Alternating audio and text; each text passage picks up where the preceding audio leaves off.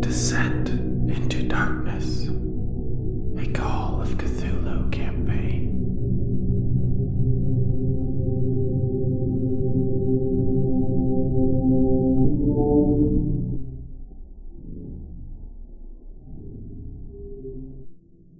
Hello and welcome back to Deathwatch's Call of Cthulhu campaign, Descent into Darkness, Season 4. This is episode 17 of The Lost City of Pillars. I can't get the title right. I am Keeper Travis, and today I'm joined by the usual suspects, so I'll let them give an introduction before we get into it. I'm Brandon. I'll be playing Bartholomew Wentworth, and now it looks like I've got one friend who's gonna die from a snake bite. I'm Chris. I'm playing Charles Stanton, the expedition leader and navigator. Yeah. And I'm John, hopefully playing Joseph Thomas. And I guess I'll find out if I'm the dear friend. You're not dying from a snake bite, although you did take my snake bit damage from it. And well, your healing that's roll was damn near yesterday. killing me. Pretty close. It does deliver you a major wound. So if you want to, we can begin with a constitution roll. Healing occurred yesterday. We'll see how you did. I deny your constitution roll. Don't deny it. Oh. All your constitution is garbage. One of those days. I see. So you gained 0 hit points back this week of healing. And you have... It's mostly functional. You've just, Dr. Sala has given you instructions not to bind up the area, so to keep your leg free from clothes and stuff, so it has good circulation. But it's quite painful, and he's warned you that there might be some surgery involved where they have to remove, flesh that's gone bad and whatnot, and hopefully they can keep any infection at bay. He's doing his best by applying some sort of honey mixture, and sometimes there's like a silver-based one that they'll use, but he's using those to try to keep the wound from becoming infected. And you have, you'll get like chest pains and shortness of breath here and there, so physical work can be difficult. But mostly you can do what's required of you, which is sit atop a camel and ride along. It can be a little taxing by the end of the day because you have to use your legs to situate the shaddad, I think it's called, that sits atop the camel, keep you from falling over. And this morning, it seems as though you're not going to be traveling today. You have been in this tent that Sala has set up. Well, really just a canopy where he has you and Curtis Cooper in here recovering, along with Matvey Vanya, who had relapsed the day before and he was non-responsive. So you're all sitting there being tended by Dr. Sala. Another figure's by you. That's Arbogast, you think his name was. He's been sent there to tend to your needs. So as you wake for the day, he's like, "Good morning, sir. Care for a bit of tea today, sir?" Yes, please. I'm quite parched. Yeah, and he's pretty adept at doing that. Although it's kind of like him messing with all the pots and stuff. He has these big hands, so it looks, there's a bit of comedy to it when you watch him go about this gentle work. Jackson Elias also stops by early in the morning to see how your recovery's going and to make some small talk. So, Mr. Elias, as I would get up to greet you, but my state does not allow. Yeah, I see that. Are you going to make it? Or are we going to be burying you out here? Oh, Sorry, I shouldn't say that. Suffered worse than this, I imagine. As although I had heard that the snake bit cure lies in cocaine, if you still have any from your heat stress. I have some, yeah. Did you want some cocaine? Is that what the doctor's saying you ought to do? Helps with chest pain. Yes. All right, yeah, he'll give you a pill. He's like, I meant to ask you earlier, what was that trouble you got into with the Yemeni the other day? They seem to avoid you like you have leprosy now. Something about one of their various false idols being cursed, and I don't read too much into it. Snakes are a natural part of the world, and yeah, they bite people sometimes. It's not like I'm cursed. I'm not cursed. Look into my cold, dead eyes, and you tell me if you see a curse in there. They do. Yeah. What, you said a snake idol? Uh, That's what caused the problem? I can't quite remember if it was a snake. I think it was a woman with some snaky features, but again, it's all just myth. It's none of it is true, as you know how these desert people are. No, I think I'm familiar with that one. That's Lilith. In ancient Jewish folklore, she's supposed to have been Adam's first wife in the Garden of Eden, but was cast out for her disobedience. Mm-hmm. So people in this area will, they'll have that idol. They'll put like a little clay bowl beneath it with inscriptions that sort of signify the divorce from Lilith, essentially trying to ward off evil spirits. But yeah, you're right. Snakes are all over folklore and religion. You know, I once knew a tribe of snake worshippers that were awaiting the return of an ancient snake people, if you can believe it. They said long ago that these snake people ruled the earth and were our rightful masters, so... See, I don't now, expect that I think that would be more of a curse than some clay god that somebody dreamt up one night. Yes, definitely. Mr. Thompson, you've also, been trying to learn this new spell. You've only really just begun with the enchant knife one, but you can determine that it's a more difficult spell to learn than the previous one. You think it would take several weeks to fully understand, and ideally access to books pertaining to astrology and astronomy might speed up the process because it seems to reference, patterns in the sky that escape your current skill set. Wasn't there one other as well? Yeah, you were interested in the Vorish sign. It's like a little ward against evil, but also was alluded to by Ibon that it might power up a spell if you did it beforehand. Yeah, maybe I'll switch out to that one, especially with the current condition. Okay. Maybe that'll be easier to master in my all this lazing about. Roll a D8 for me. Just laying here dying. Might as well do something. Is higher better than lower? Higher. He was rolling for the length. Oh, hold on a sec. Let me write that in there, John, before you move it away. The goal is to keep the players off balance, so sometimes that's how many days it's going to take. Other times you minus how many. All right. So yeah, that's how many days it would take you to learn that one. You can see it's more about building the muscle memory to get your hands to do it correctly, and it has a very precise movement to go along with it, Okay. I will stop short of describing it because the last time I nearly broke the table trying to do the handshake. So. I think that I will. Yeah, I'll think I'll have an easier time at that one. Okay.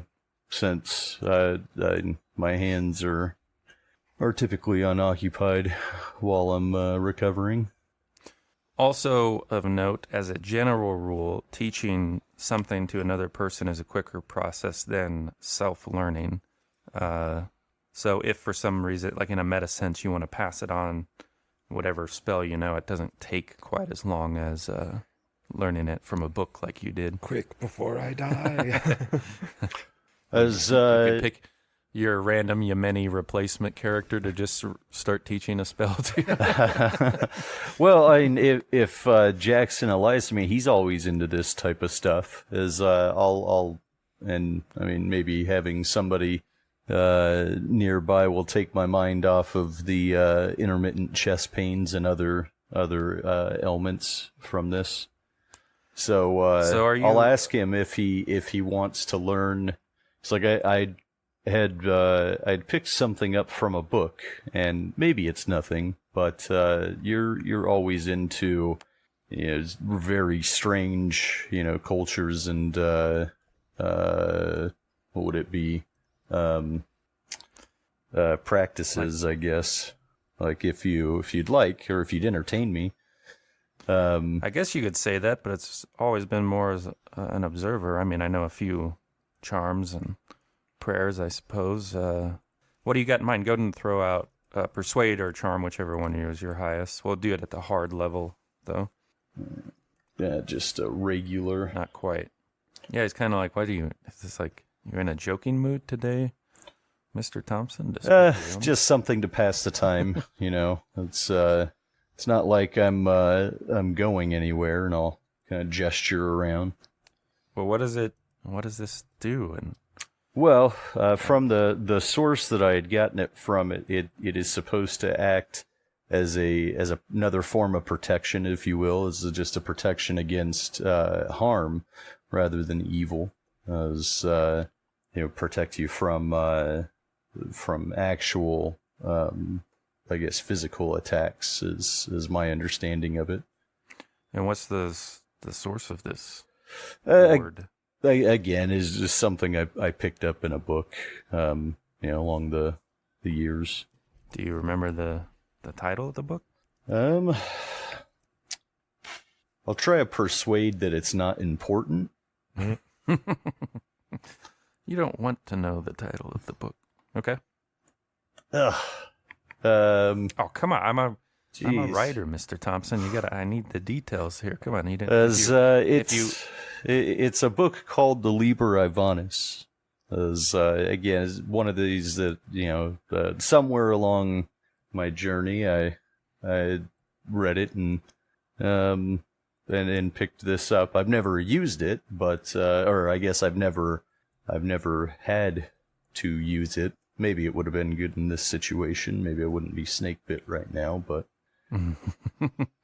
well, again, if you'd like to entertain a injured sick man for some time, I could teach it to you. Well, that I can do for you, Mr. Thompson. So, and maybe you teach me one of your charms. Well, you'll be disappointed to know that mine are all relatively simple, and you can learn them over the course of an afternoon. But so, what's the gist of it? What do I do? And then it can kind of lapse into like a explanation of, like your first few days of coming to understand the spell. And he'll be an attentive listener, but you can see he has like skepticism about the whole thing. All right, let's see here. Wasn't there some sacrificing spell in there as well that I could use to power my own vitality? Well, it seems like you don't need a separate spell. You could to power your own vitality. Maybe I should learn Johann that and Mueller start sacrificing party members to fuel my longevity here. As one reaches the end of their life, the mind turns to immortality. What will happen to my soul becomes a non-issue if you will never die. Is that what fades out as I'm thinking this? Right. This open sickness. It could have been a past while you were riding in a car around Boston with Johann Mueller. You could have been talking about something like that. Just the random little glimpses behind the pontification of religion in the afterlife. All right, so we're now for Mr. Wentworth. He's down with Bo Whiteman and his two geologists and a number of the Yemeni workers. They've set up this whole drill, and they're drilling into the top of this salt dome. or proposed salt dome. He's pointed out what indicates it to him, but it just looks like you're standing in the middle of a salt flat somewhere. Mm-hmm. And currently they have a barrel of oil that was brought along as part of the thing, and they're oiling the whole mechanism up, getting prepared to go. And he does need a few gallons of water during the drilling process to cool the bit. But so yeah, he's doing all that. The way we'll see if you strike oil from your guys' end is we'll do a luck roll, Mr. Wentworth. Okay. You need an extreme success. Should have had him roll that last week. It's no problem. There you go. It's no problem. You bastard. You fool. I'm going to just get killed. So on wait, camera is now. the I'm trick joking, to Jack. succeeding saying it's no problem? Is that all I should have done before I made those 2 last rolls? I think so. It is, because all the times it doesn't work, people forget those, but they'll remember the times it did. Yeah. Well, it's like any time a game master tells you to give them a particular number. Yeah. Like, I can't remember. I think it's happened twice. I've gotten the show me a 20 and I'll let this happen. 20 will show up. Yeah. And the other problem for today, Mr. Stanton, we'll hold off the realization that you guys have struck oil for a moment, is finding water and grazing for the camels, since this delay would put you in some shaky territory. So how many groups did you want to send out? I was thinking about just taking a small group, probably taking Nigel once the drill's set up, in case we run into any Bedouins. Okay. And just kind of roaming the nearby area or trying to find elevation and spot some green or something. Yeah, and one of the herdsmen, perhaps from the Yemenis. Yeah. Yeah. Yeah, when you're out there walking about, the herdsman is speaking Arabic to you, but you don't speak it. But Nigel Stedford says you want red sands are better than white sands for your aiming out here. I don't know if that's true or not, but you can take it if you wish, Mr. Stanton. Take the advice. Well, I think that makes sense, right? Because it'd be salt, right? Mm. Okay, so for the first hour of searching, we need an extreme desert survival roll. Okay. This is just checking your first hour, and you can have a bonus die if you take, like, Ibrahim or one of the guys that's also very good in that biome. Yeah, I figure I'd take a small, like a couple riflemen, maybe my navigator with me. Okay. So yeah, we'll bonus die it. Let's see if we get it.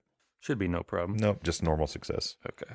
And then we'll add, at the second hour, you only need a hard success. All right. Nope, just regular. And we'll have one more attempt just at the regular level. Don't forget your bonus die. It doesn't matter now. Luck's all gone. Right. Nope, hard There it success. is. Nice. Okay, so each hard success will find enough to graze, and you find like a brackish pool in the old definition of brackish, not salt water, right? But Yeah. like a dirty water that it's kind of up to the camels whether or not they'll go for it. But you can feed about 25% of your herd with what you found today. All right. So So, let's see how the camels feel about it. We'll roll the camels' power. so would there? I guess it'd be up to the herdsmen, right? They'd probably have a better idea of what camels probably need Yeah, the amount. food and water. Yeah. Yeah, this is kind of what you're getting back from the herdsman via Nigel Stedford, where he's saying this is a good patch here, but they can eat, quite a lot. And this won't cover the whole herd for today. But that will be the extent of what you can do today. Now, they're not in starvation territory yet, but Yeah. let me see what the camels feel about that water. For the most part, this was just we're wasting a day, so might as well not waste the entire day Right. type of thing. Camels don't like it. No, I have a mistake on my camel NPC, but for some reason they have the religion skill and electronics. Okay. They're reluctant to. Let me see how your herdsmen do at handling the animal. They can be forced to. Come up here, stranger. The stranger is going to be the one man that defies the rule of a jack of all trades but master of none. Give me a luck roll. Let's see how good your herdsman is. Come on. Extreme. Very good. Go for very high skill. Nice. Very nice. Yeah, so the herdsman gets down there, and the one thing you've noticed with the Yemenis, the herdsmen in particular, is that they have a very kind of tender relationship with the camels, where they're very sweet to them, and so they're just, he's gently coaxing the camel down to this brackish pool, some rain that had accumulated from whenever it rained last and has been sitting here, and it's like the color of rust, but he gets him to drink it, so you're able to feed and water about a quarter of your camels today. At least the day wasn't completely wasted. Okay. Let's go check on that drill. So towards the end of the day is when you start seeing Bo Whiteman, Mr. Wentworth.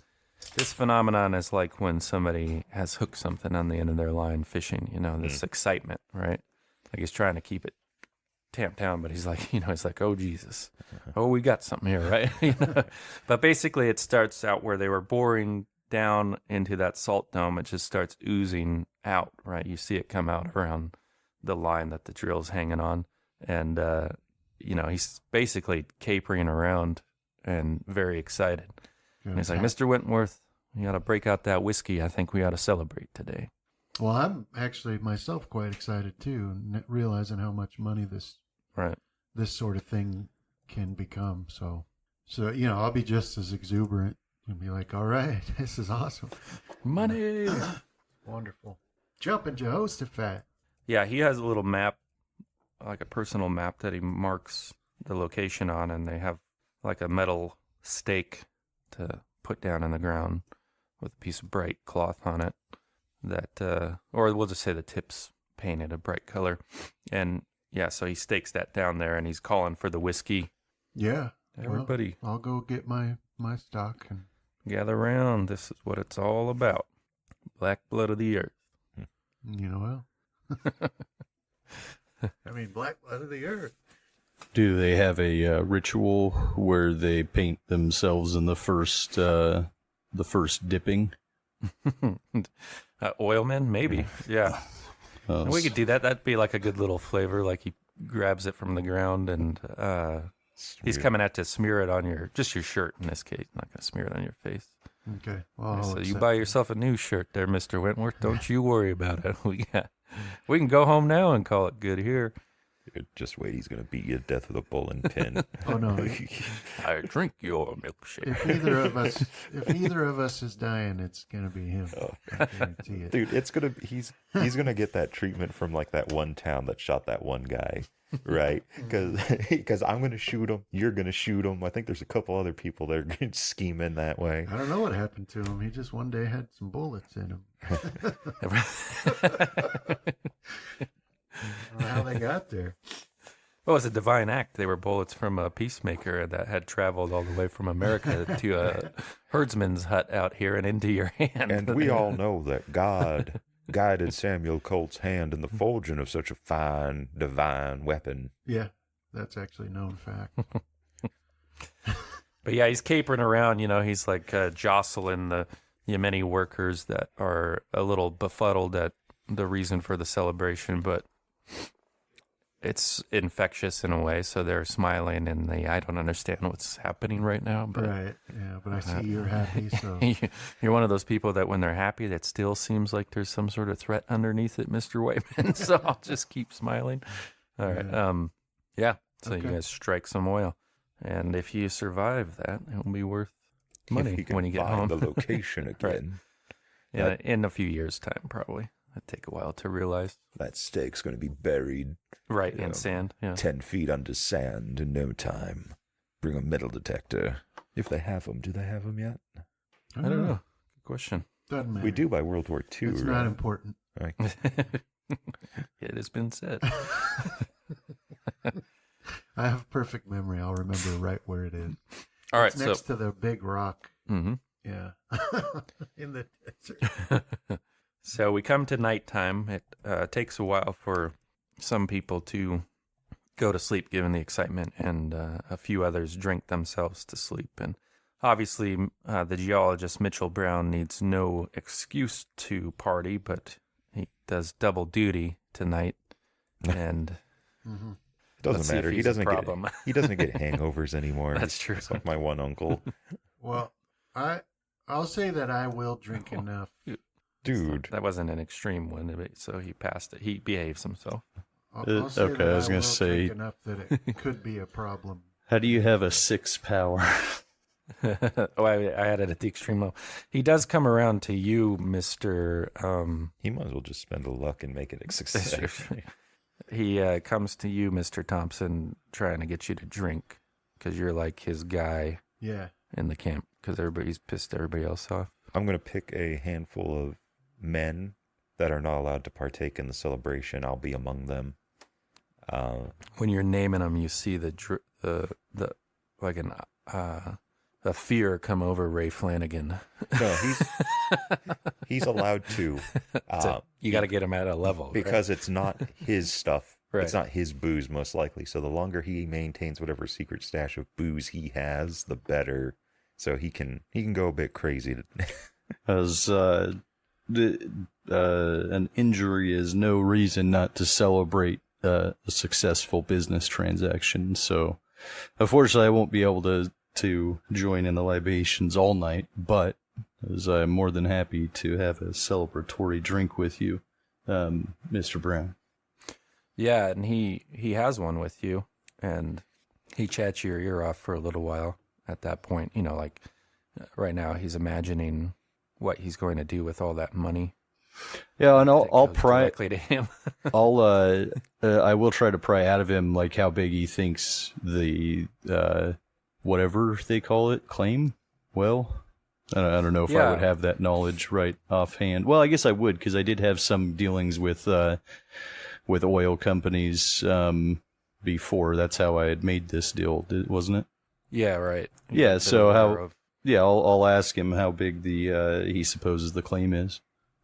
Yeah, he says, well, it's hard to tell at this stage, and we didn't go deep enough to really, blow the whole thing open. Otherwise, we'd be swimming in it right now, probably. But how deep did you guys get before it started to come through?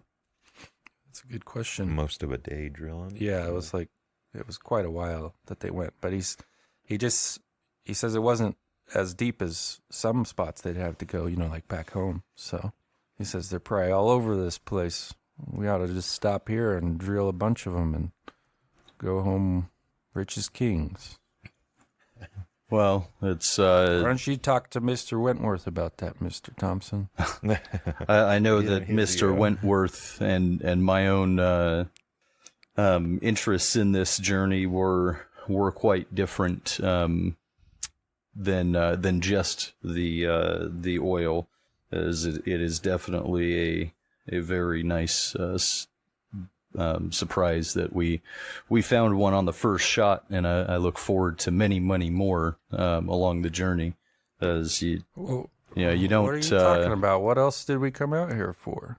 Well, if you remember, we made this arrangement for you to travel with us. We were going to more on an archaeological expedition, as we.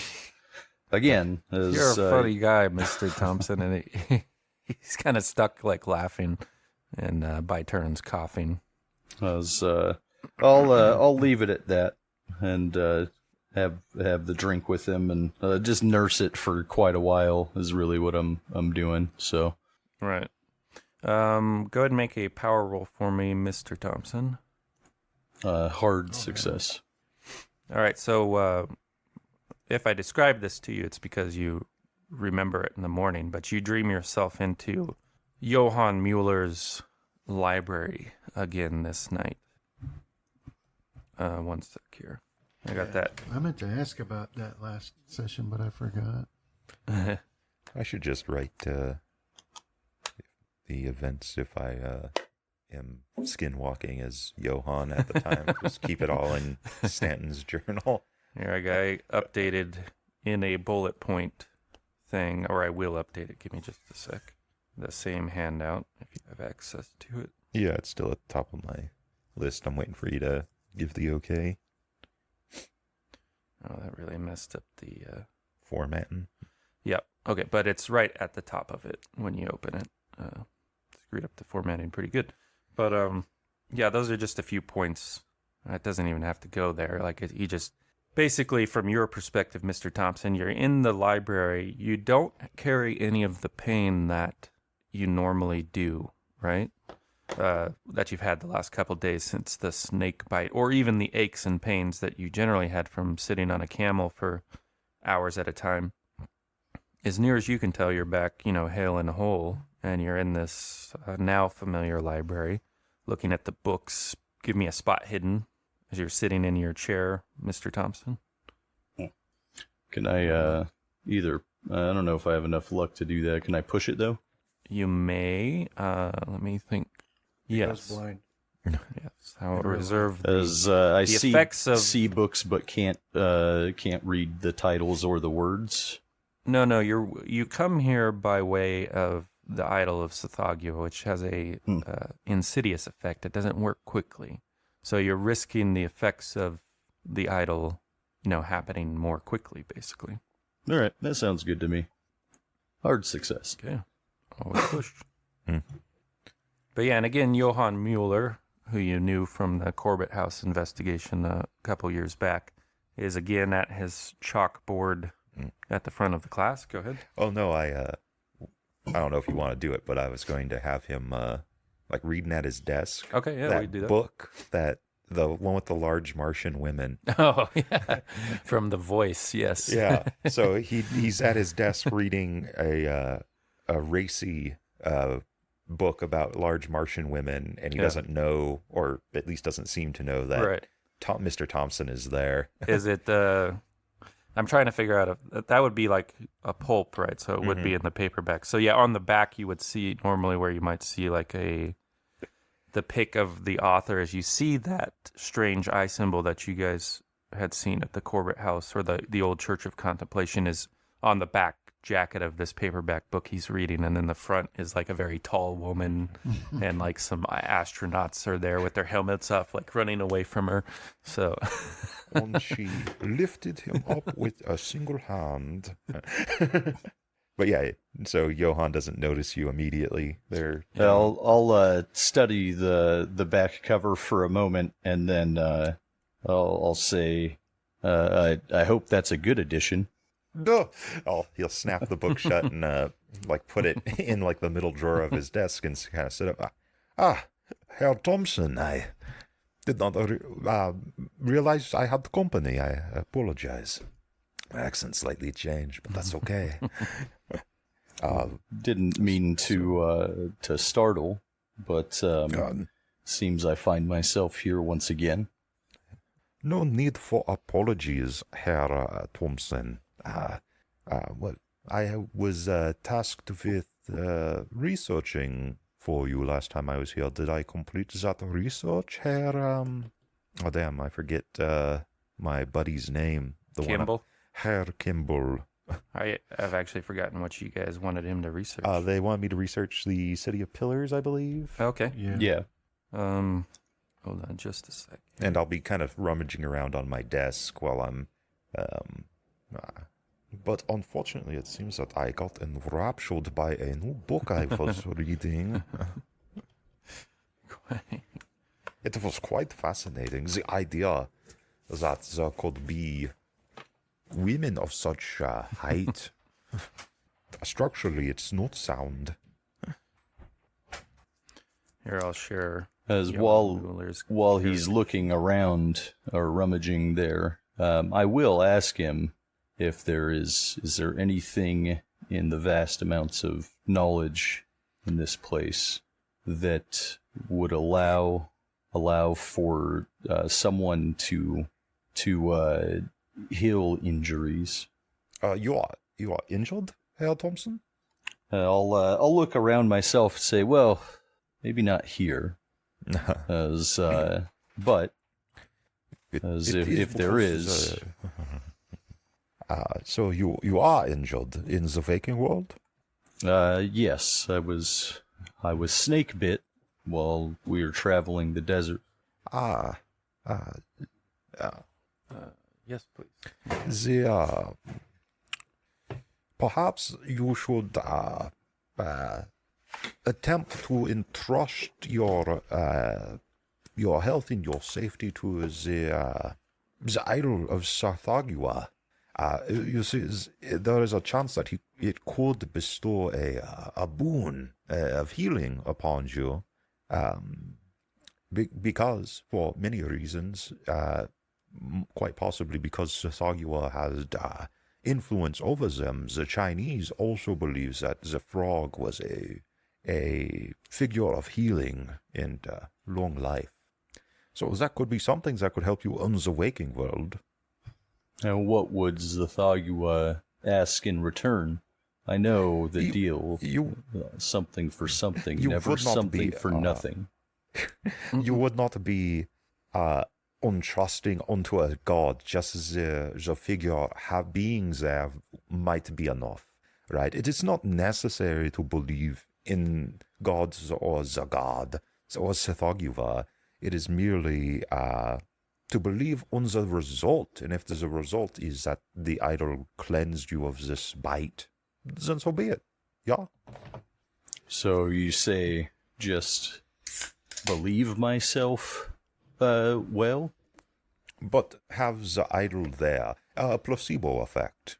You cannot make yourself better, but if some outside force could perhaps make you better, and you believe that the result would be a cleansing of the venom that courses through your body, then it will happen. But one cannot do it to ourselves without extreme mental fortitude.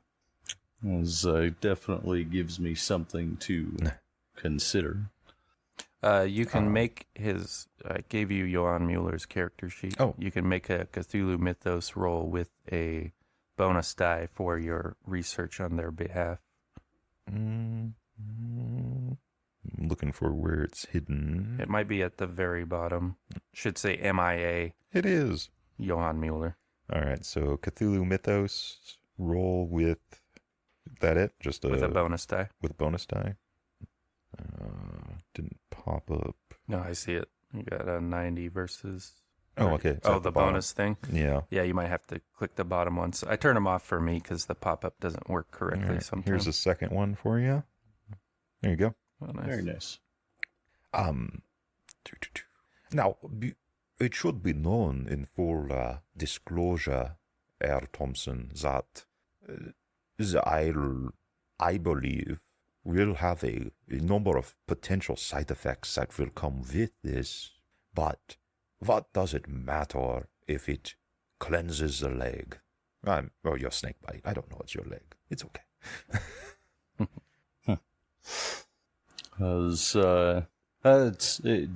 I appreciate the information, as it's again, it gives me much to consider if it's worth giving myself over to something. Yeah. Johann will kind of like his nose will kind of like wrinkle, like he's smelling something bad. But I think just the one snake is the least of your problems, Herr Thompson. You have definitely the smell of snakes about you. Are you sure your expedition is fully human? All the members? I hadn't considered that they're not. It's always, how would I tell? There are a few ways, and you must be careful. The snakes are devious. They drove our members to where am I? They drove the investigation team to ruin back in Boston. But you are on the right track. You are asking the right questions, Herr Thompson. Because if they are not human, if they are snakes in disguise, they cannot say the phrase "Ka nama ka la germa," nor can they abide the scent of sulfur. I suggest you try to keep these charms and wards about you, Herr Thompson. Lest a singular snake bite will be the least of your worries. Can you give me that phrase one more time? You must excuse mine accent, but ka nama, ka la jerama. Remember it well, Herr Thompson. But your ailments aside, how goes your expedition? I added your Mythos roll result to the top. Okay. And then perhaps I can divulge some of the information I found on Irem. As the expedition is, and it's I wouldn't say slow going. We're not making the best time, I don't think, but I think we're still on course. There was a couple rough days of travel, sandstorms. It's a desert, so it is a little tough going. I know we're took another day of rest due to just injury and illness, my own included, a couple of the people that are in the expedition, but we've also got some people that are not necessarily part of the expedition. They're traveling along for other means, mainly oil, and they had found some today, so I don't know if that's going to cause us to delay anymore. Such a waste of time seeking the earthly riches when there is so much to be gleaned at the corners, picking away that connect our reality to the beyond. But I thank you for this, for I long for information of the world that I am now forbidden, imprisoned here from interacting with. One other question is with these snake people. So say that we do root one out or more. Is what might we be in for once they're discovered?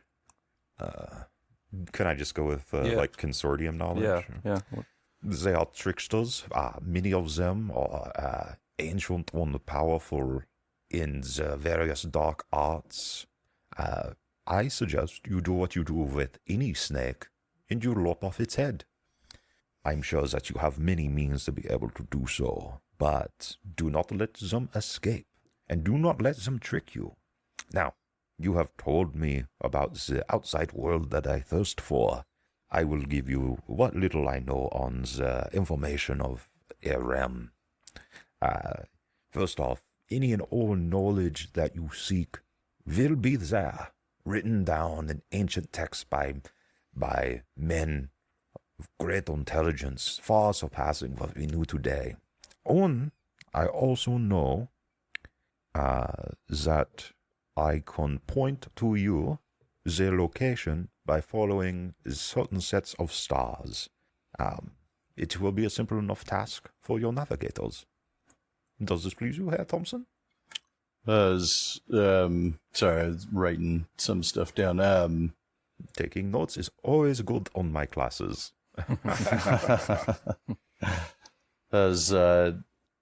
Okay, so what did you find in your research that would either help us identify or get an idea of what we can expect in the Lost City?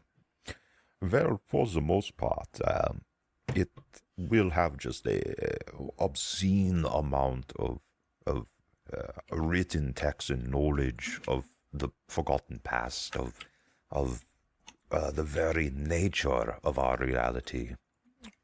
And then the usual, filled with gold, streets paved with it. I don't know if I believe all that, but it's always possible. I'll walk over I'll stand up from my chair and I'll lean heavily on my cane, walk over to my blackboard, and I'll pull down what should be like a map of the world, but in this case it will be I don't know, maybe a map of just like the desert or the stars. I don't know. I'll leave it up to you, and I'll point essentially where it should be. Right. If that's cool. Yeah. If there's something else. No, like the way, because you kind of been talking about the nature of reality a little bit with him. You can say like this is like how you get to it, but it's not like it's always there. It's a process of things being aligned right, No, now because of what IRAM is, it might not always be on the same location, but much like the idol healing you, perhaps as long as you are dedicated to the pursuit of it, you will find it. But follow these sets of stars, and you should find it. Herr Thompson, I hope you can remember this. Yeah, and he can describe something similar to what Sala had described to Mr.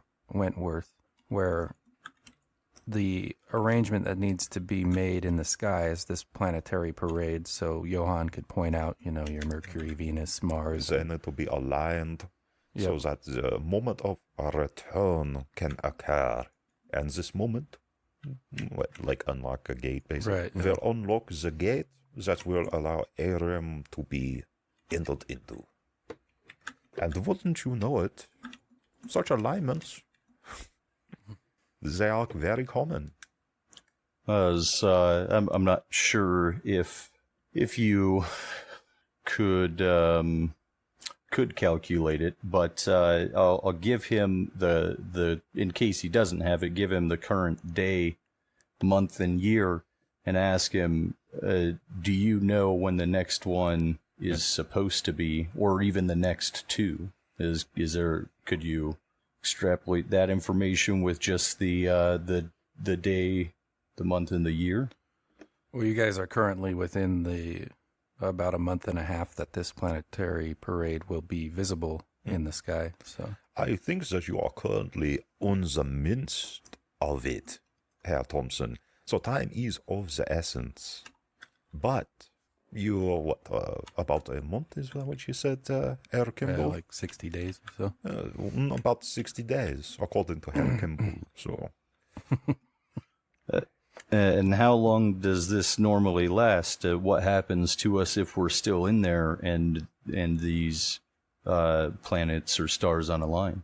What happens when you close the door to a room? Am I going off road there? Okay. You're doing good. Yeah. You must find the way to open the door. Otherwise, you are stuck in the room. Much like I am stuck in this room. So... what you're saying is that there is another way to open it. I don't suppose that you found that either, or found that as well in here. That is the beauty of the human spirit, Herr Thompson. As long as there is a will, there is a way. You just have to persevere. But no, I have not found any other doors, out of here or IRM. Only within the celestial alignment. But that does not mean that there isn't. Can I do a navigation to try and gauge how long we have till we reach, I guess, the general area? Travis? Yeah, we'll make it at the hard level. Stars are part of how you know how to navigate, but it does take a little higher knowledge, so yeah. Extreme! Nice.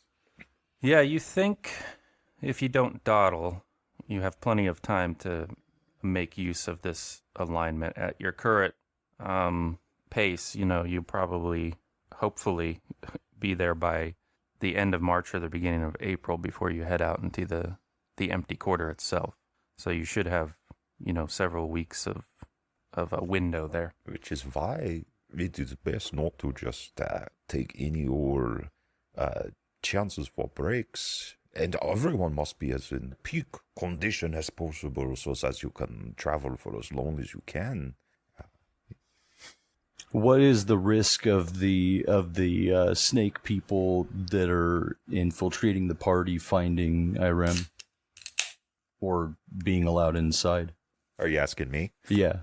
It's just, man, you're a wealth of knowledge on this type of stuff, so I figure you may have some idea.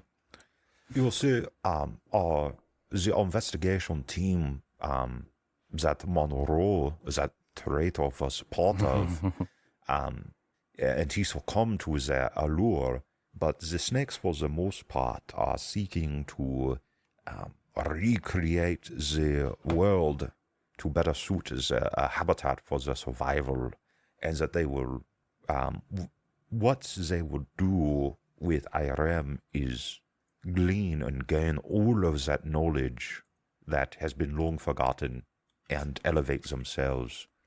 Yeah, and you know, as an aside, just for background knowledge, because it goes back to an event that occurred with Johann when he read that book and saw all of the, like on a geological level, the progress of Earth from its beginning, that there were 3 serpent folk empires in the distant, distant past that you witnessed as you were watching all the roll of years go out before you. That kind of puts you in a sanity bender there for a little while. So you know, like, you watch them have supremacy over the Earth in the past. Yeah. Most likely is that they would regain enough power to begin to subvert humanity and put us back into a position of servitude. A very unfortunate place to be. And I do not think that they would make the same mistakes they made with humanity as they did in the past, where they thought us ignorant apes, incapable of higher thought. As in the map or the star chart that you were showing, did that show what the alignment would look, or what the pattern would look like when those weren't in alignment? As if not, then I will ask the question: is if we get to, we're projecting to get to the area of IRM probably before the alignment. What signs can we use to know that we're in the right spot if we show up too early? Well, from what he's told you, he's saying that this window will remain open for an extended period of time. Like it's currently open now if you were there, right? Oh, okay. So it's just about getting there before it closes. So we'll say that it was 2 nights ago that Sala pointed this out to Mr. Wentworth in the sky. That was the opening where the planetary parade begins. So we'll say like March 10th. So at 60 days, you have well into like early May, basically. So it is a pretty sizable window. Okay. I'm going to try to whisper you here, Travis, so just put the idea out here. Okay. I always forget how to whisper, too. I think I spelled my name wrong. Let's see if this works. Bam. What was that? \W? Yes, \W, and then my name should pop up when you start typing it. So you're under Charles. As this is quite a bit off topic, but I can't think of any other questions to ask about the journey. So I will ask if you're familiar with the Vorish sign. Am I? Yes, by now. Oh, yes, I most certainly am very familiar. I turned French for some reason, and that's what the Vorish sign does. Don't do it. Its purpose is to turn you French. I knew it. What is its purpose? That's to ward against harm, or is it correct, Travis? Yeah, certain entities find it repugnant. To ward against certain entities, I find it most offensive and repugnant. I turned French again. Sorry. Do the snake people? Do they? That's sort of the thing. They don't, because they're like closer to humans than most of the things the Vorish sign is concerned with, right? They're more of a natural process than... No, Herr Thompson. The snake folk, they are closer to us than what the sign is meant to counter or combat. It is a sign that will ward off not quite elder things, but things that are best forgotten. Is there anything else? Is there a way that I could willingly get here in the future that whether either with or without the idol bringing me here, that you could teach me or just tell me about so I can explore on my own? Because I think it would be good to this place. Okay. Unfortunately, Al Thompson, you are not strong enough. I'm turning Asian there. You are not strong enough to come here on your own. Dang it! It's well, that was like a point of current. Yeah. Remember this thing that happened with what's his name? With Monroe is that he passed this there was these gatekeepers to the dream where you didn't. So you've come here by other secret means. Thompson, you haven't met the gatekeepers. One must first appease the gatekeepers to the dream. But there are other ways that one could attempt to bypass them. Artifacts, for example. Artifacts such as the idol of Sokagiwa. Is there, so there's a way that I could use this to allow me to come here when I want to? Is that okay? Do you know what that entails? Well, keeping the idol close to you, having ownership over the idol, but you must be careful, Al Thompson. There are side effects. As there are with most give things. And take. Yeah, a give and take, yes. Johann will look at his pocket watch and snap it close. I believe that our time is getting close to an end here, Al Thompson.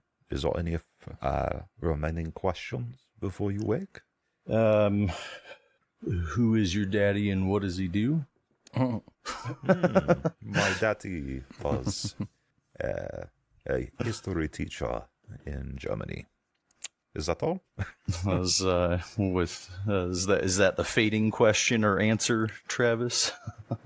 No, because I have on experiments that I would like to try, Herr Thompson. Are you? Yeah, no, I'm finished with my questions. I mean, if there's anything that you need, as I'm happy to tell you about, the waking world, the real world. I don't know what you want to call it here. We have spoken at length about the expedition, which is what I truly hunger for. Is the sense of adventure that I, unfortunately, even before I was in prison, was too old to partake in. But I do have own experiments that perhaps could benefit myself and you. And Johann will kind of hobble over to where you're sitting at in your desk, and he'll reach in his inner coat pocket with a shaky hand, and he'll pull out a dagger made unalloyed. Right? Yeah. So made from a singular metal, and he'll shakily set it down in front of you on the desk. And he's like, I had this when I was alive on the waking world.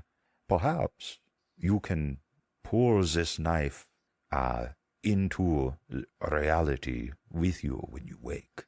This could be beneficial to yourself and mine self. Are you willing to try, Herr Thompson? As what is the deal with this? It's just made out of one.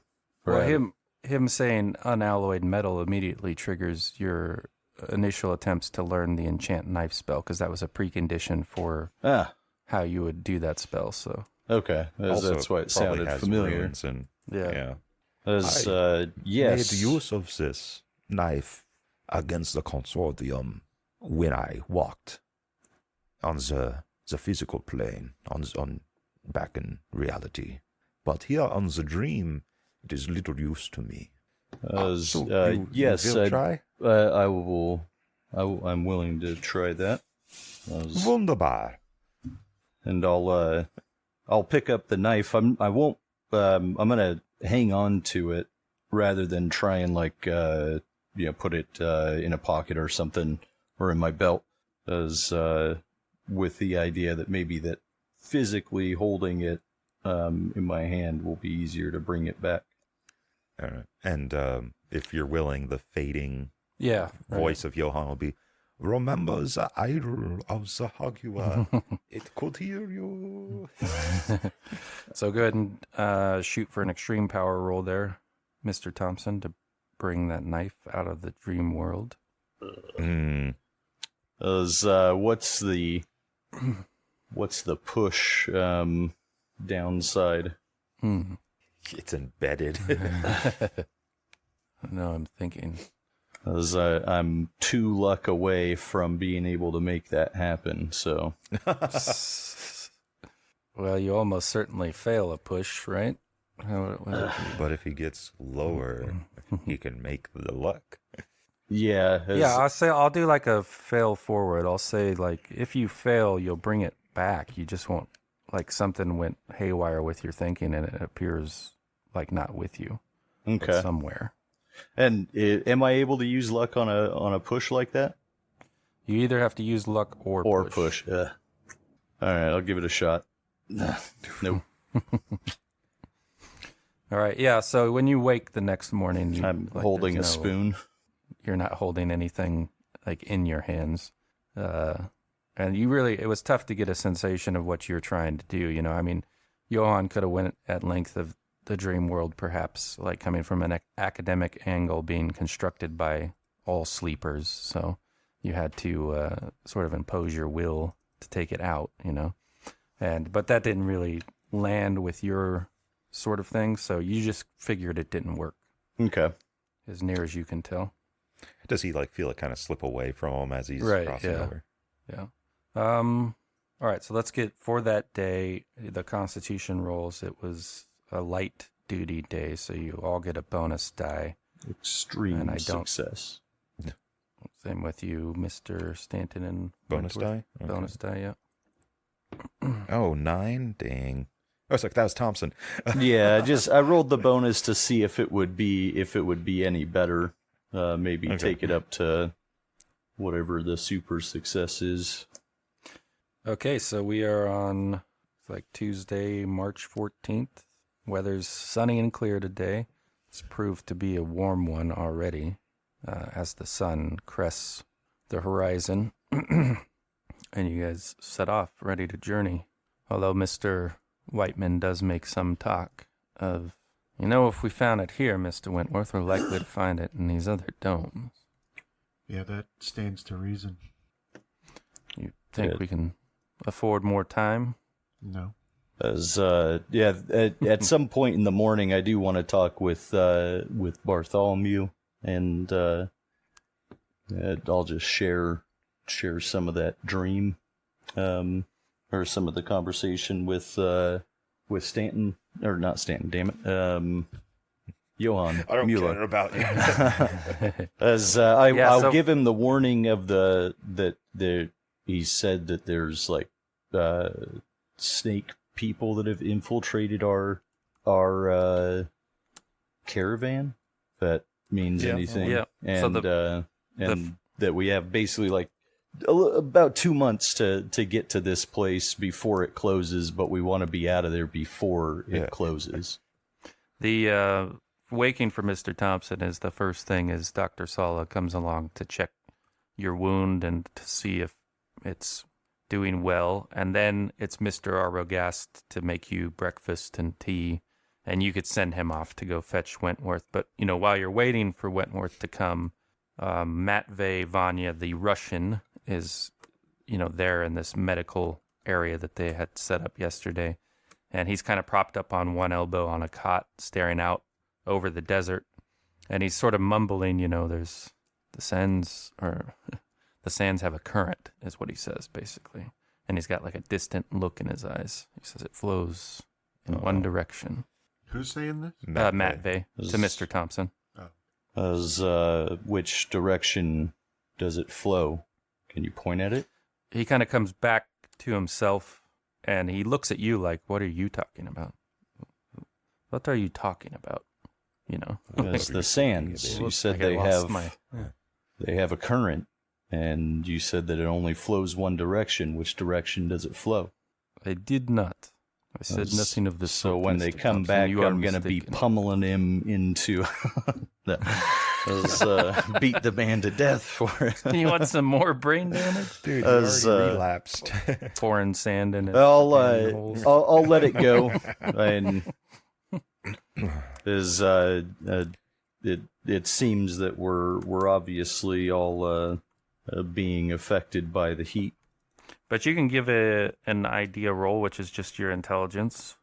Extreme success.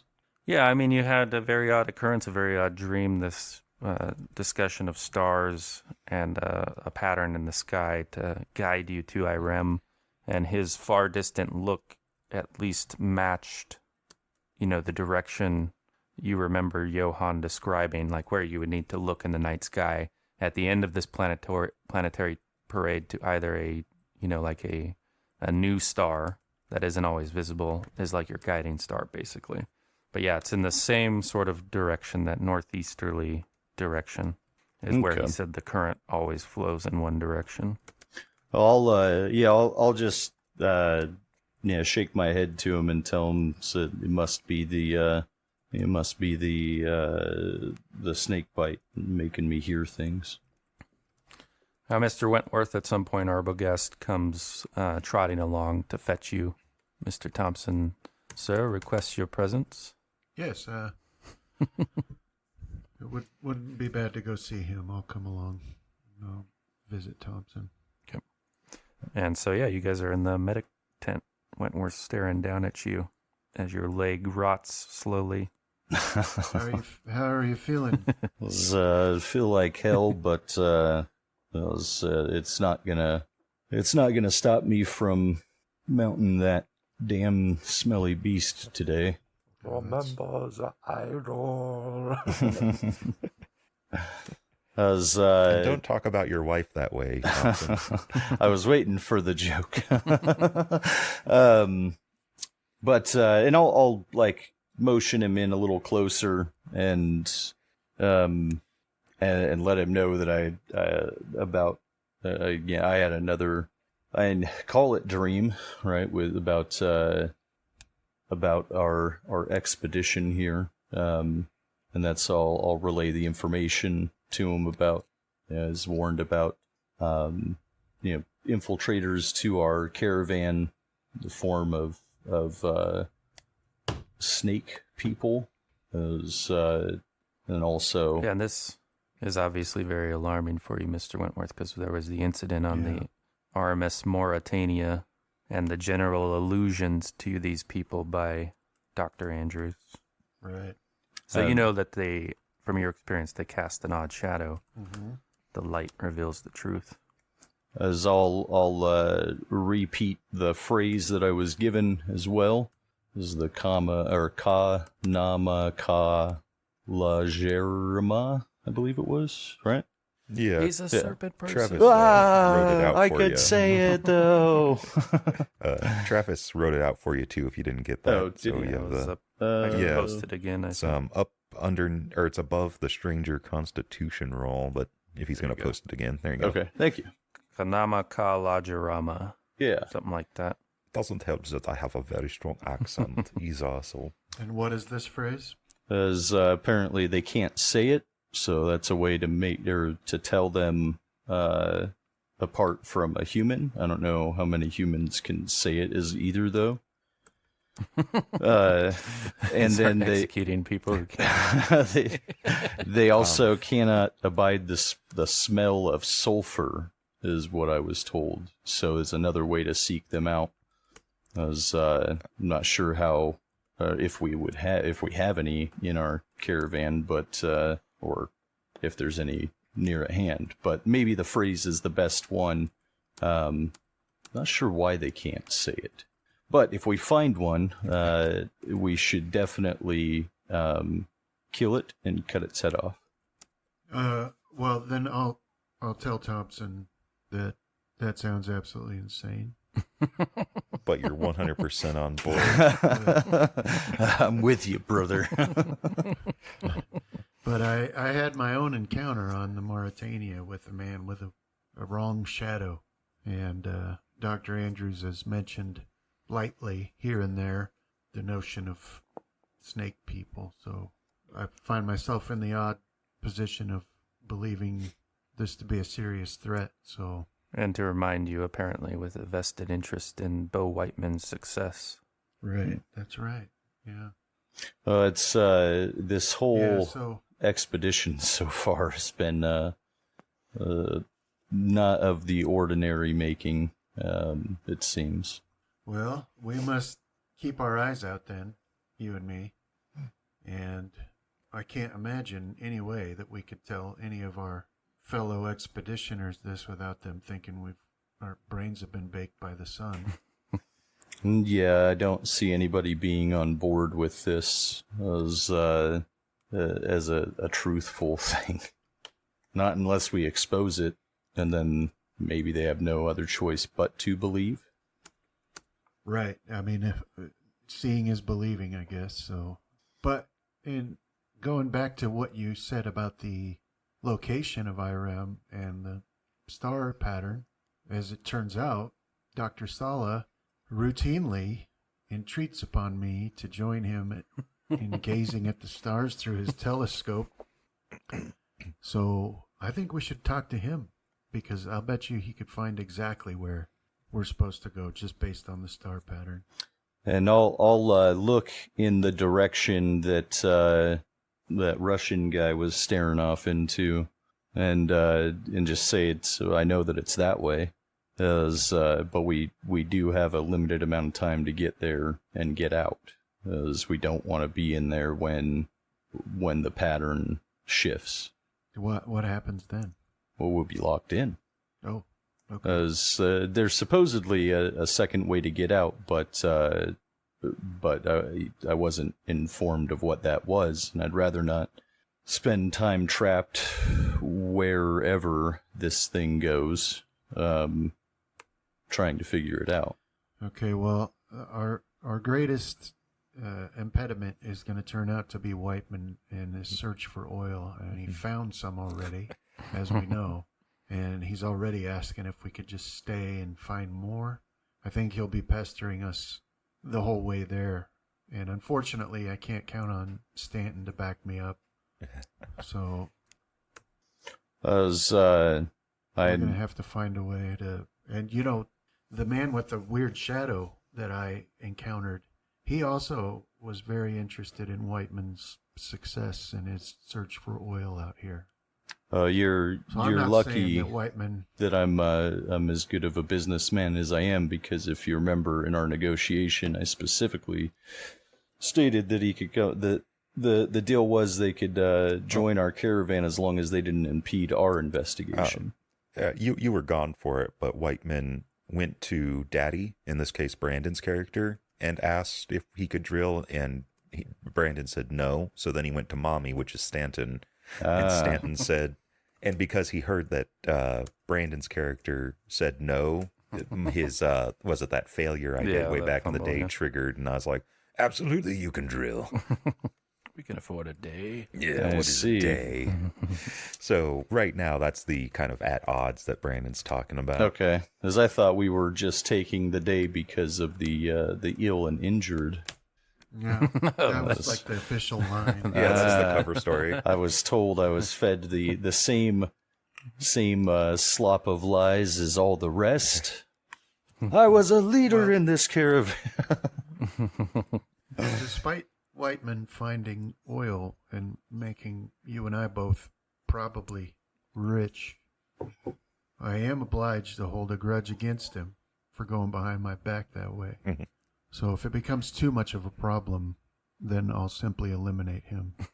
As I mean, there are still ways that we can get paid while cutting ourselves off from his party, right, in the caravan. As again, the idea was that our expedition take precedent. So as Yeah, we can always, if we're worried about the money part, we can seek recompense legally once we return, as we could just simply abandon him into the sands. Yeah. Well, just so that you agree, that might be a possibility. Or we could commit suicide with my If you rifle. look into my eyes, Bartholomew, do you really think I haven't abandoned many people to the sands before? I mean, the whole reason He left his wife and kids in the sand. started working for Dr. Andrews was because he needed someone a little more comfortable with dirty work. So, hopefully it won't come to that. Until then, I'll go speak with Dr. Sala about these stars, and we'll both have to keep our eyes out on people's shadow. And I'll see if I can get a hold of some sulfur. There's one you're already last thing before like you go. Collection of matches and stuff like that. Yeah. There's that idol that you had found is, may I borrow it for maybe a night or two?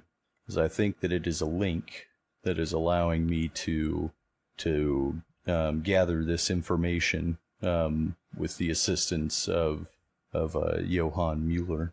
I see. Well, I wonder then why I didn't have the dream and you did when I have that idol with me. That doesn't make much at any sense rate- to me just yet, but he said that Mystery it could abounds. allow me to move through to converse with him again, I guess willingly, rather than against or like unknowingly. And also perhaps bestow a boon. As we're going to keep that part on the DL. Yeah, I'll bring it to you. So thank you. As hopefully it'll be a benefit to us in gathering more information. As if there are any other questions that you would like me to try to ask the next time I can get there, just let me know. Well, at this point, objective number 1 has to be methods of detecting these snake people infiltrators. Yeah, The before we information reach the lost city, as we don't want them in there, as apparently they're going to try and use it to enslave and subjugate humanity again, as apparently they were overlords before. He is pretty injured. That's true. And he's been taking like opium, cocaine. And now he's got a grudge against snakes. Right? Just like he had a grudge against Johann. Yeah. As I know how it sounds. Trust me. As I myself think I'm mad when I'm saying it, but You've probably seen people succumb to desert madness before. I'm just relaying the information. Well, I'm just telling you what the guy in my dreams told me. yeah, He is a renowned German professor. Damn it. Who pushed me from a second-story window from the front yard. Yes, he's got mystical One hand 'cause powers. he was smoking with the other. He's got mystical powers, and that's why he's helping us. Try giving me a magic knife, but I lost it. So, on the other side of the encampment, none of this type of discussion is taking place. There's Mr. Stanton doing the very respectable work of examining his maps and plotting the course for the day, so we can go ahead and get that navigate roll. I don't remember your exhaustion off the top of my head. Let me check that real quick. It's actually kind of getting pretty bad, I think. Let's see. Survival report. You're at level 1, so just a penalty die on it, but that's negated by the bonus from your help. All right. So normal. Did it roll? Thinking. There you go. Success. Nice. Okay, so 25 miles. And that would put us about halfway between here and the new city. Yeah, I think so. I'll chart it out for you. Let me get back to the map. So Walker, Mariana. Yeah. Going pretty much straight north now. Top. 0.2 is good. Better hope this city is welcoming, Mr. Whiteman. That damn drill of yours used up a day's worth of water. Not even close, but he doesn't know that. Okay, so that's our March 14th, which puts you roughly another day you think we'll get there. Now, today will be kind of tricky. Some of your camels will have to see how the old Constitution holds up for the next day. But anyhow, let's see here. So you do come across a sizable patch of salt brush as you're during this day. Now, you could stop and graze the camels at the cost of 10 miles, but that really won't do much for them becoming dehydrated. Okay. So, what you think is more of the chief concern is them getting to water sooner than food. Yeah, I'll continue pushing on. I know some of the herdsmen might collect some stuff for later on, but... yeah, they'll do that occasionally when they see something growing out of a dune. They'll scuttle up there and grab it, put it in a pouch. So, but other than that, it's just to your left, you keep this rocky sort of ridge that's come out of the sands. It's sort of slate gray colored and then surrounded in red. And then on the lower flat part where you're traveling, it's just these white, salt patches, but broken up with, sands. So you'll be on hard baked, salt flats, but then you'll trudge through sandy areas that sort of sap the momentum out of steps when you take them. But camels are well adjusted to traveling in it. So it is mostly uneventful. And you get to your time to call it a day at night and set up the encampment where, for your part, Mr. Wentworth, you see Bandar al-Jadi and Bandar Hadi have gone to erecting targets at the edge of the camp, and they're like knife throwing. First, it started with just the two of them, squaring off against each other, but it's drawn the attention of anybody who's up for that kind of a challenge, so you'll get Ray Flanagan will march over there and give his hand at it, that sort of thing. But it's also sort of an invitation to you. They kind of, when you're walking around in the evening, Mr. Wentworth, they hold up one of the balanced throwing knives they have as an offer if you want to take a shot at it. Yeah, definitely. Yeah, so give me a throw roll. See how you do over the course of the competition. Fail. So al-Jadi is very good at it. Oh, aren't you fancy? Don't forget you work for me. I order you to lose. Thank you. But you're able to do as well as the other Ufka soldier, Bandar Hadi. So you don't have like a terrible showing for yourself. It is take some practice to get used to. Yeah, it's not as easy as people think from the movies. Right. Mm-hmm. Or the moving pictures. But then we can do another Constitution roll for the day. This will be beginning at the regular level. I think everybody's past the illness, so there's nothing for that. Exhaustion does not factor into the Constitution roll. I don't believe it was everything but your characteristic rolls. All right. So just at the regular level for most of you. Success. Okay. I'll spin the one. So success. Let's see. Failure for me. Getting tired. Don't worry. Hopefully, God willing, on the morrow we'll reach Wakir Mariara and have ourselves a good rest if they're hospitable. Hopefully they are. If not, we'll fight a short battle and then make them hospitable. So it looks like that takes you Whatever it takes. to level 2, Mr. Wentworth. Boy, I was Exhaustion never level ready 2. level 1. Yeah. So what that does is it lowers your movement speed on foot. But since you're traveling by camel, it doesn't really factor in it. It's just when you guys get off for the day, you're just you're dragging. Similarly, Bandar al-Jadi rolled for the day. He's looking tired. There's others in the camp like Ibrahim, Mr. Stanton, that you see beginning to flag, just as you are, but you don't know if that's... Clearly he's tired because of that young wife of his nagging him. Right. Should have left her in the desert. Be better for it. That's why women have no proper place on an expedition, Mr. Wentworth. I've always said it. It's bad enough that they have to follow you about the house when you're home. God forbid that they follow you into the desert and the jungle. You see, it isn't that they can't do it. It's that they shouldn't. They make the task impossible for us. Have you ever tried sneaking about with your wife around? She just begins talking, constant yammering. Next thing you know, whole tribe of wild savages is down upon you.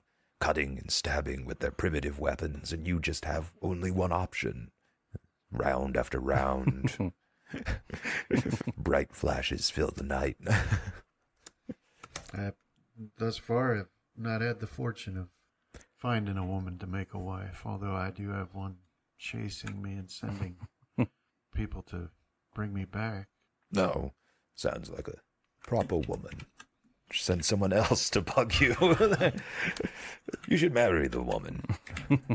Yeah. Every man needs the opposite side of him to be completed. And that's what woman is. Something tells me she's not going to take no for an answer. To be young. All right. Wentworth. So on to March 15th. No. Again. Denied. I The did, sun does What not did you need to rise. do? I did want to go talk to Dr. Oh, right, Sala. right. Yeah. Yeah, you can explain to him what you gathered from Mr. Thompson and this configuration of stars that matches the planetary parade he already showed you. Yeah. And he says, well, we can have a look tonight. And he sets up his telescope high on a dune again, as has become his custom. If you And- word this right, Mr. Thompson telling you about the moment of return or whatever the heck it was could really start going. Yeah. But yeah, there is that happenstance. Mr. Thompson's set of stars match up to this one that he pointed out to you the other night, where he quoted the verse of the three wise men following the star in the east to the birth of Jesus. And Okay. by his sect of Coptic Christianity, his father's little group, they had thought that this would signal his return. So he says, well, this is the very same star that will signal his return, if you believe it, and I know you don't. And of course, I only half believe it anyway. Preach it, Dr. Sala. That is the direction we're going, so I guess we're going to find out. Well, if that will lead us to IREM, then I believe I'll it know where will. to find it every night. I believe it will. That's where we're headed. I think that's going to show us right where to go. All right. Well, you can come take a glance at. I set it up most nights, unless I'm too tired to, and we can see if our course is keeping us the right way. So far, has it been? Yeah, I mean, when you Minus took the wandering. Yeah. Yeah. I mean, you're generally heading that way, but you're skirting the outside of the empty quarter because it would be much, much more difficult to do a straight diagonal line from where you began, like through all that desert, because you're not in the pure dune desert with nothing growing there yet. So what you're telling me is this is our reason to cut through the the dangerous parts and get in a bunch of fights. I see what you're saying. Thank you. The shortest distance between 2 points is a straight line. That's correct. Even through hostile territory. So yeah, you have that information, and then we move on to March 15th. Everybody sort of moving at half speed, not quite the same pep. Although oddly, the excitement of finding oil has turned Whiteman into a machine, and he's ready to begin the day. But looking at the temperature for the day and what it's likely to get into, you understand, Mr. Stanton, that water rations will have to be higher than normal. So you're basically looking at double. You were doing 165 liters per day, so you're looking at 330 liters to keep everybody perfect. Yeah. So when I'll do my morning round table, and I'll inform Wentworth, double everyone. I'm going to, based on how it's looking so far, I'm going to double everyone's water rations for the day. I suspect it's going to be rather much of a scorcher. But since you're hopeful for one day of travel, you have 600 liters left, so you should have plenty to spare before you get to Walker Mariama. We should have enough water left over, hopefully, for one more day. So pray, Mr. Wentworth, that we reach Walker Mariama. Otherwise, we'll have to get creative. So that will follow into the navigate roll for the day. Alrighty. Navigate. So just at normal? Mm-hmm. Hard success? I mean to push today. I'm banking on it. Yeah.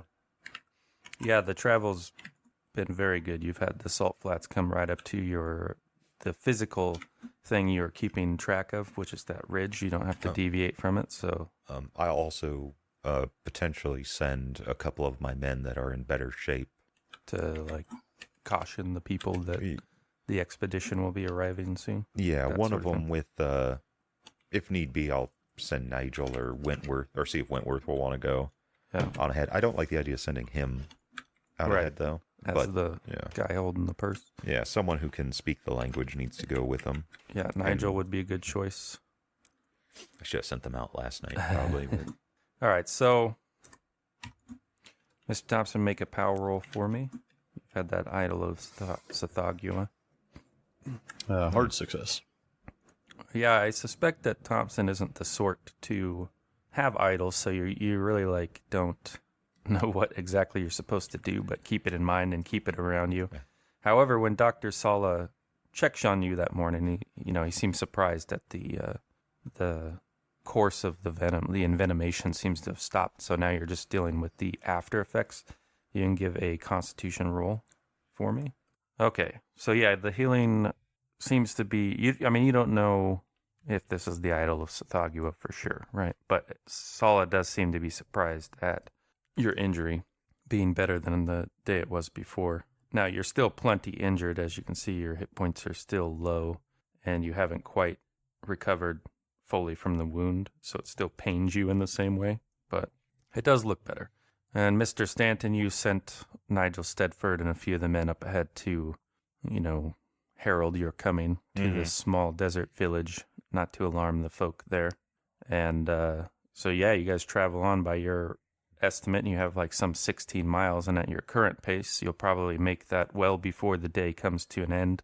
There is sort of an odd sight to see, we'll say a spot hidden for all three of you, just to see who happens to be looking in that direction. Hard success. Hard success. Yeah, you guys all see it. So yeah, you just see some of the Yemeni herdsmen. I think you guys have like half a dozen out there to help with all the camels, but they will frequently, they'll pluck a type of shrub that grows in the salt flat out that has like a big bulbous base to it, and they'll cut it and they'll just drink the liquid right out of it. So something you're seeing. It's part of the flora, right? Or is it fauna? That's flora. Yeah, flora that you're not aware of because you've never been in this region. That plant would do that. And sometimes that can be poisonous to you, right? Unless these are like animals, are they like mandragora roots or something? They right. Start screaming. Yeah, and they're just like, yeah. But yeah, they. You guys have plenty of water, but I think it's sort of ingrained in just how they go to preserve water in your container and drink it when you can find it elsewhere. So you see them doing that and make a mental note of that type of plant. But about just after you've called a short halt to rest the camels before you push on to this village, Mr. Stanton, Nigel Stedford, and one of the men you sent him with come back to tell you that all seems well, although the man there is quite suspicious of our group. He basically said he'll see for himself when you get here what kind of meeting you'll have. He is currently standing in front of the village with an old matchlock musket in his hands, warding the place. But I don't see him as a threat per se, Mr. Stanton. But anyhow, there you have it. Well, good job, Nigel. Mr. Stratford? I can't remember. Stedford. Good to see that there are at least some competent men amongst our expedition. So he's just standing out there in the middle of the town. Yes, I don't know that he... 300 yards, iron sights. I bet I can take him. Yeah. I don't know that he believed that we weren't just Christian warriors come to rule over them, so I tried to assure him we were not, but... Yes, suspicious people, and rightly so, in this hellscape. Since I informed him I was not the leader of this, he felt that it wouldn't do any good to talk to me directly. But I did assure him we meant no harm. We would just need food and water, perhaps a camel. Nevertheless, you'll see it, and sure enough you do. It's nestled amongst the rocky hills, and the village is built up around a well. It's a very small village, mostly stone construction or, like mud brick, because they don't have a lot of wood to construct with. And they have some gates for goats that kind of funnel into a thoroughfare that passes through the middle of the town, and there you see this old man wearing, clothes like a Bedu, although not quite, but he has an ancient matchlock musket in his hands, which he holds at the ready, not pointing it at you, but, he was kind of had the butt on the ground, but now he puts it in both hands when the expedition arrives, and your men you sent ahead were just idling a short ways from the village. Well, Mr. Wentworth, I suggest we go and pay him a visit. Yes. So I'll give orders for them to, my men to not quite break for camp yet. We're going to pay respects first. See how the parlay goes. Yeah.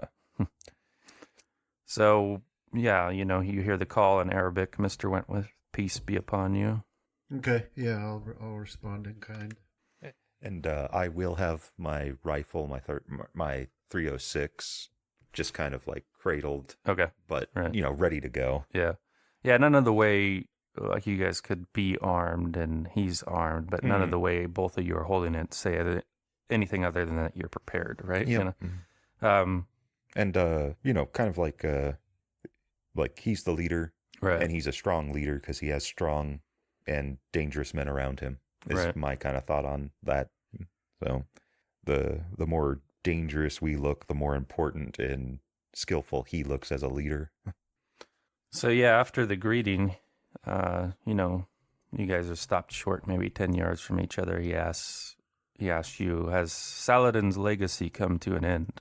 Are the Christians come to be our masters now? No, sir. We're merely passing through and hope to take some rest in your town and restock our water. Then he goes on our way to ease at ease again with that matchlock. And he says, then welcome, 1,000 welcomes. You will have meat and fat and a place to sleep. Thank you. 1,000 thank you. And he escorts those of you that will go into the village with him. All right, now I'll turn to Wentworth. I'll see to the men. All right. And I'll guide my camel back to camp and break camp. Yeah, and that becomes a flurry of activity, too. You can see following the man into the village that he's ordering some of the people about to, get some food ready for you, right? And that well he offers free access to. There's plenty of water. You can give me a luck roll, Mr. Wentworth. It's just the sweetness of the well water. It's very good here. Nice. You can see, as you walk around the village, that these people are not a people of plenty, right? Right. So there's a cost associated to their, what's the term I'm looking for? It's not grace, but not good manners, hospitality, right? But they're going about preparing a meal, a sizable meal, some sort of stew that they start to do, and they make some rice, that sort of thing. Yeah. And he just asks, like you've come to expect from many of the Bedu you've dealt with and the people of this village, just what the news is from where you came and that sort of thing. Yeah. Well, I'll tell them that. I'll tell them about like the news as though it's like monumental, but the whole blood feud that between the Rashid and the Bani Yam, right? And then I was about to, yeah. And that's coming to a head. That's what's going on there. Yes, he says, well, we are Bani Yam, but not all of us get along the same, It's sort of a complicated thing where that's sort of like the parent tribe, but then there's like sub-tribes with it. But I've never interacted with any of the Rashid myself, so I cannot speak to their disposition, but they would be welcome here, as all are, if they come in peace. He says, he shares his news. He says they've heard of many raids to the north. A traveler from Zamak passed through a few months ago, and all seemed to be well there, despite the raids. Which is like the next town. Okay. Yeah. Raids by whom? Bani Yam against, and then the Sair from further east. Have you heard tell in recent times of other outsiders coming through the area? Perhaps not quite as large as ours, but bands, Passing through, no. You are the first Christians we've seen in months. There were some from the south that would come, scouts, I believe, to the great Christian army they say is down there. We've been worried for a long time that they were coming. And where is it that you travel? We seek the city of Irem. In the empty quarter. City of lost pillars. I was in the sands when I was a young man, a few days north of Alafan, that area. There's nothing out there, no city that I saw. There's a place we call Al Hadida. Keep an eye on that for me. All right. Yeah, there's a place out there called Al Hadida, which your Arabic would translate that to English in your mind as the place of iron, and they believe it's a strange rock that fell from the heavens a long, long, long time ago. But other than that, it's just sands. And that's in the death. In the empty quarter. Yeah, north of Hadida? Alafan, which is where you're ultimately heading before you strike off in that direction. But that's the long and short of his news to share. Okay. And he's much more reserved, say, than Amir, and his suspicion doesn't fully, fall away. Right. But given that most of the encampment stays outside of the village and he deals with you, everything seems to go well. So so they do have enough water, obviously, to fully replenish what you want to take. And they do have enough, or they're willing to sell you the amount of food you ask for. And for what in trade? Yeah, right. It would be like your goods would be what they're most interested in that you brought. You do realize that taking that full amount would be quite the burden on them, but they're still willing to do it. So just so you know, Wentworth, you would be more aware of that than Stanton. But well, let's see. We only have to water 75% of our herd, and then so I'd say we focus on. I also kind of want to stay here a little while, like an extra day, at least. At least at most enough to probably kick the cocaine and the exhaustion. At the very least, the exhaustion. We can stay on the cocaine train as long as need be, but all right. But yeah, we'll trade with him. I'll also ask him what we're likely to encounter in Zamak, or however you said the next. Yeah, that's what he said. It seemed that all was well there, but that month, even though there were raids. Yeah, Okay. like the village wasn't. They wouldn't raid their own village, but they were raiding each other. Okay. The Bedouin out there. Right. Yeah, so we might be in for. I'll tell Stanton that he says there's raids up there at Zamak, and so we knew there was the potential for fights out here, but. Well, perhaps next time you speak to the man, Mr. Wentworth, you could see if there's some sort of sign or gesture that will at least allow us a parley if we encounter such ne'er-do-wells. Because they're much like the other Bedouin we met. I'm sure that they're always willing to sell peaceful passage through their lands if we just murder a couple people here or there for them. Hopefully they're as friendly as the ones that we've encountered so far. Indeed. It's been rather lackluster. He does echo the warning you got from Amir about the Bani Yam in general, how they hate infidels. Yeah. So if they can identify you as such, he can offer you no sign of peace that they will accept. She said we should travel with the giant cross stuck high in the air. Well, if I'm being honest, Mr. Wentworth, that will make our lives a whole lot easier if we can just open fire on sight. We might run into Well, you can claim the moral right by having the cross, and they open fire first, and then stand on my ground. Yeah, so I mean, I'll factor in the cost at that. I mean, it roughly comes out to about like $1 or $2 a day per person, like the food costs that you do in trade. So you have plenty of trade goods, so you're not really like tapping those. Yeah. And they do like currency that is of the precious metal variety. So when you have, the sterling silver pounds or whatever, if you have those, I mean, they're fine to trade too. Well, I know we had like a camel that was or a bunch of camels that were supposed to be designated for stuff like that. So like ornate stuff and jewelry, I guess, would probably be amongst it. Now, given your... And the hope is that camel gets emptied out as we travel, and then when we hit Irem, we fill it full of gold and march it back out. Yeah. Now, you only have, with your current amount of camels and water you carry, you only have about 5 days for the people.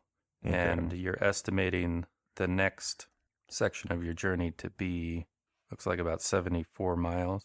So that's like if you 3 days if I roll hard. Yeah, if you do well enough and you don't delay, then not carrying more water, you should be fine.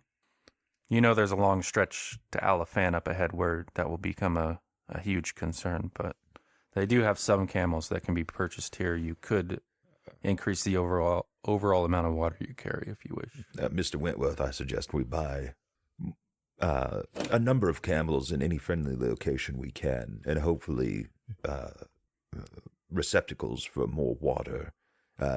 Currently, we're in the more hospitable sections of the desert, but we're coming up on a dangerous stretch soon, and better to have than not. Yeah, you don't need to convince me. Yeah, they'll be sold for $200 US basically per camel, and you're buying them from individuals and whatnot. Okay. Instead of from a herdsman here. Although there are several people who have like, a dozen camels, that sort of thing. Yeah, but how many days of water per, what's the math on? Yeah, you can carry about like almost 400 liters on one camel. So that would add basically one more camel would be one more day in a little cushion room, right? Okay. So every camel you add would add another day, basically. Right. Yeah, because what we were doing 200 liters if it's not hot, 300 if it is. Yeah. So another 3 camels. Okay. Should be reasonable. Yeah. And they can give you containers for them. Theirs are a little different. They're just a big, bag, basically, that hangs over the camel, similar to yours, but instead of barrels. I need to give that old man a 306. Right. Get him updated. They're partial to it, and in some ways it has... It's like air. Kind of a slight advantage over like a modern gun as far as keeping out here. They're a little matchlock, but yeah, yours would obviously be better as long as he oiled it and everything. Yeah. Well, that's the problem. The more working parts you add to something, the more sand can get in it. Yeah. But he's partial to it. You can see it has the look of a family heirloom because there's a bunch of Arabic script written on the stock and things added to the outside of the gun. And you wouldn't even, I guess you could do an appraise if you were concerned with figuring out about how old it is. Or... No, I don't. But you'd guess just technology wise that, could be. Yeah, match. So it's probably from the 1500s. Yeah. That's what I think. It's probably from the conquistadors. All right. But so it goes well. There's a bit of unease because you're both strangers to each other, but this is what Nigel Stedford had talked about. Their commitment to, courtesy is what sort of covers this in a way. Even though internally you can see his mistrust of these rampaging barbaric Christians, but he has sort of a mandate from tradition. Okay. And he does permit you guys to stay another day without problem. So that will take care of... Well, let's do the Constitution rolls. Let's do 2 from each of you. All right. Just regular? You get a bonus since you're resting. Hard. 2 with bonus? How does the bonus work? You want to put the number of total dice you're rolling, so if you have 1 bonus, you'd be rolling 2 dice total. Looks like you rolled after. So that number you rolled replaces your 10s roll, but it was the same. So hard and a regular. So... I only selected 1 dice. Should I redo that with 2? Yeah. They probably should fix how that's done because it's kind of confusing. But okay, so it'd be a 36 then. Is that right? Yes.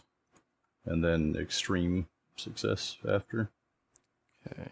All right. So it looks like you guys got rid of all your exhaustion levels. Give me just a sec. I'll update that. So we're gonna stay the 15th and the 16th here. All right. And they can point you to their grazing lands that they take their camels out to feed up yours. They say you can even, if you wish to pack some, you can, but they caution you not to pull the root up with it, break it off at the top. I'll leave that up to the herdsmen as they know the land and whatnot. Okay, let's update those. Wentworth survival report. You had 2 successful rolls? Yeah. Okay, so take your exhaustion down to 0. You got 1 successful one, John? He was both of his were Okay. Yeah, both were successful after So doing the you're feeling bonus the good. right way. Coming up soon for a lot of the expedition will be more of a mood-based roll. The low mood that sets in with being like hard living, basically, for an extended period of time. This is an occurrence that is rarer for most of you guys because of your backgrounds, so you won't see it quite yet.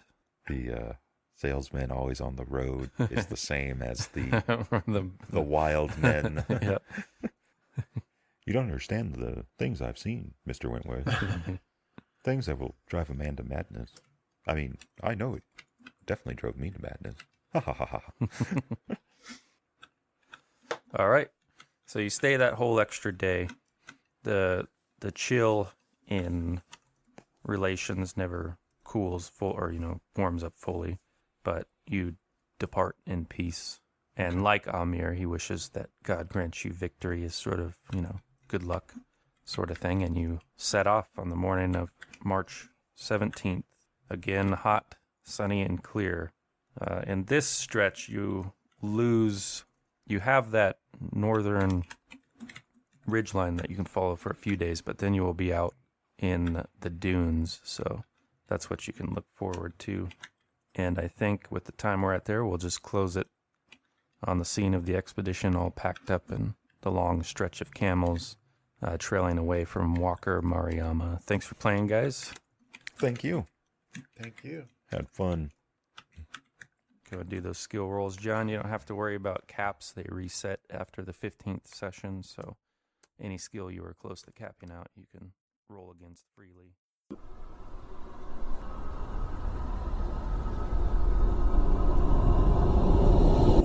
This has been a Deathwatch production. Thank you for listening.